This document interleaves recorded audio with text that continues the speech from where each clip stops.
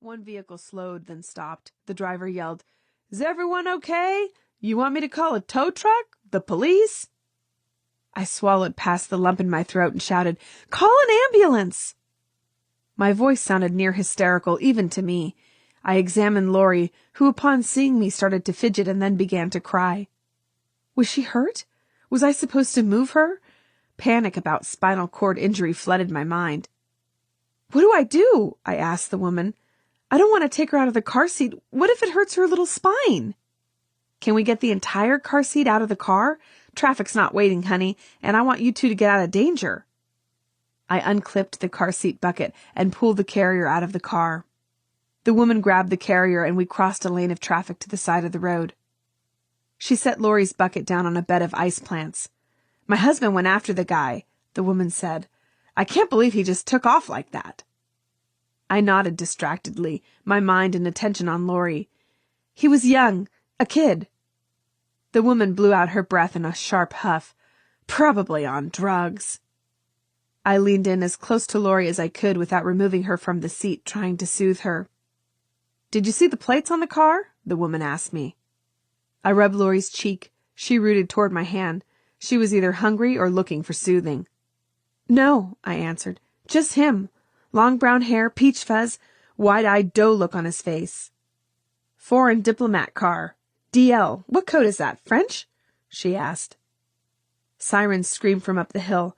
"Help is on the way." I pressed my cheek against Laurie's and whispered, "Shh, little angel, pumpkin pie. Mommy's here and help's coming fast." The woman said something inaudible and looked up in time to see an ambulance accompanied by a police cruiser pull up to the curb. The paramedics jumped out of the ambulance. An officer stepped out of the patrol car and began speaking with the woman. One EMT leaned over Laurie and me. "How are you?" "I'm okay, I think. My baby's only 3 months old. I didn't want to take her out of the car seat because, I didn't know if it was okay to move her. I'm scared of neck or spinal injury." Right, the EMT said, flashing her light across Laurie's eyes. I knelt in the ice plant and hovered over them, not caring about the dew that soaked through the knees of my jeans that chilled me. The EMT looked at me. "Her eyes are responding okay, but I can't tell much without taking her out of the seat. You want to go to the hospital? It's down the street." I nodded, trying to shove down the hysteria welling up inside me. The EMT picked up Laurie's bucket. Laurie was now seemingly beginning to panic too, and her cry turned into shrieks, her tiny arms flapping about.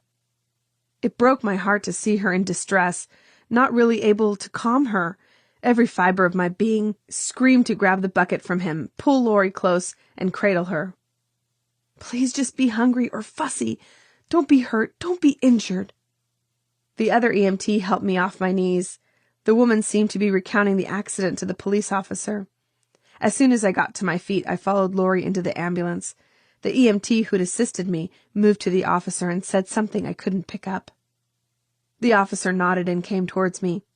He was slightly taller than me and had a stocky build. Somehow his build reassured me, as though it made him sturdy and dependable.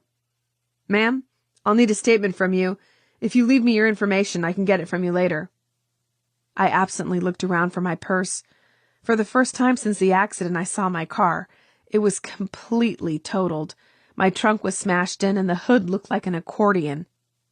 How had I walked away from that? What about Laurie? Could she really be all right? Tears flooded my eyes.